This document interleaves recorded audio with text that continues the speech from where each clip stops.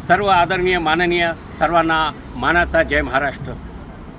मी भारताच्या CBI केंद्रीय अन्वेषण विभागाच्या हेडक्वार्टरवरून या ठिकाणी बोलत आहे।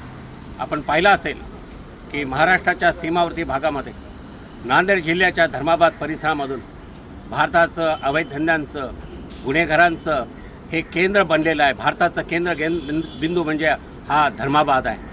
भारतातल्या सर्व गुन्हेगारींचं मूळ धर्माबाद बनलेलं आहे। आपण पाहिलं असेल की महाराष्ट्राच्या सीमावर्ती भागामध्ये असणाऱ्या नांदेड जिल्ह्यातील धर्माबादमध्ये मटका असू द्या, जुगार असू द्या, क्लब असू द्या, सट्टा असू द्या, ड्रग्स असू द्या, गांजा असू द्या, CH असू द्या, अवैध रेती असू द्या, वाळू असू द्या, फायनान्स असू द्या, यांचा अब्जावधींचा नंगानाच या महाराष्ट्रामध्ये नाही तर संपूर्ण भारतामध्ये 6 राज्यामध्ये ही आंतरराज्यीय नाही तर ही आंतरराष्ट्रीय गुन्हेगार आहे। मी वारंवार या ठिकाणी सांगतो आणि प्रतिपादन करू इच्छितो, या ठिकाणी असणाऱ्या केंद्रीय गुन्हा अन्वेषण जे विभाग आहे CBIच्या ऑफिससमोरून मी दिल्लीहून बोलतो आहे।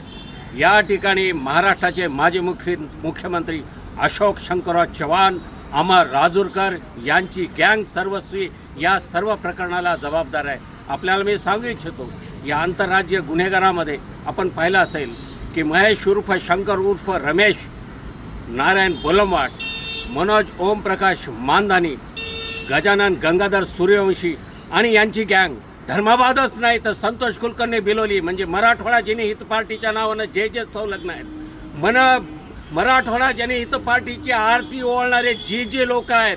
हा लढा कुठला, मी वारंवार सांगतो, हा जातीय नाही, धार्मिक नाही, कुठला पक्षीय नाही, सर्वसामान्य माणसाचा हा लढा आहे।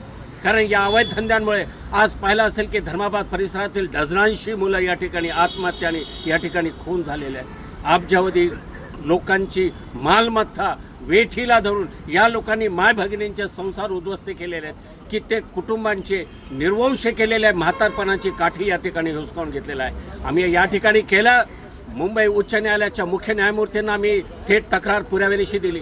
त्यानंतर रजिस्ट्रारनी ज्युडिक्शनमध्ये औरंगाबाद म्हणजे छत्रपती संभाजीनगरच्या रजिस्ट्रारला त्या ठिकाणी फॉरवर्ड केलं, पण त्यांनी ते मांडीखाली दाबून ठेवलेलं आहे। एवढंच नव्हे तर CVC कमिशनर जे आहेत, सेंट्रल व्हिजिलन्स कमिशन, यांना आम्ही त्या ठिकाणी सविस्तर निवेदन दिल्यानंतर महाराष्ट्राच्या मुख्य सचिवांना आणली, थातूर या ठिकाणी चौकशी झाली। PM ऑफिसला लिहिल्यानंतर एका DYSP मार्फत थातूर चौकशी करून फक्त सेटलमेंट या ठिकाणी करण्यात आलं।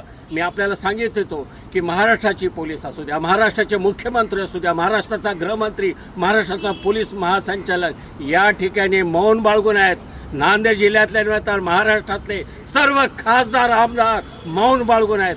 कारण या अवैध धंद्यातून त्यांच्या राजकारणासाठी प्रत्येक निवडणुकीत या धर्माबादून निधी या ठिकाणी जातो। या ठिकाणी CBIकडे सर्व तो पुरावे या ठिकाणी दिलेला आहे। या CBIला मी शपथपत्र दिलेलं आहे। CBI उत्सुक आहे, पण या CBI चौकशी करायची असेल तर एक तर कोर्टानं निर्देश द्यावे लागतात, नरेतर महाराष्ट्र शासनानं प्रस्ताव द्यावा लागतो। महाराष्ट्र शासन प्रस्ताव द्यायला तयार नाही।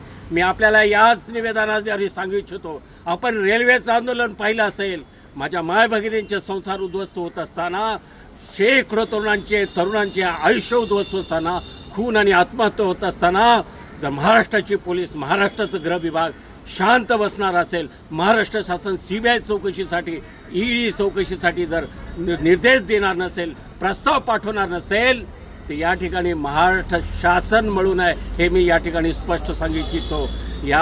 यानंतर आपल्याला मी या निवेदनाद्वारे सांगू शकतो की महाराष्ट्रात नव्हे तर देशात गाजेल आणि या भारताला भूकंप होईल असं आंदोलन उभं राहील।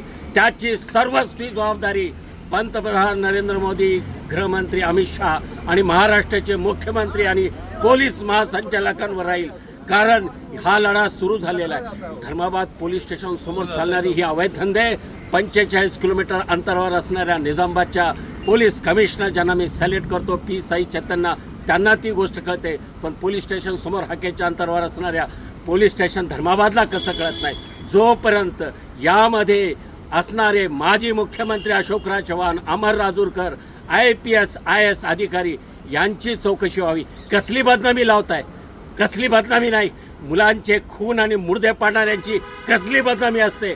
यांना उचललं पाहिजे, ताबडतोब उचललं पाहिजे, गुन्हे दाखल झाले पाहिजे। नसेल तर भारताला भूकंप होईल, असं मोठं आंदोलन उभं राहणार आहे, हेच मी या ठिकाणी सांगू इच्छितो।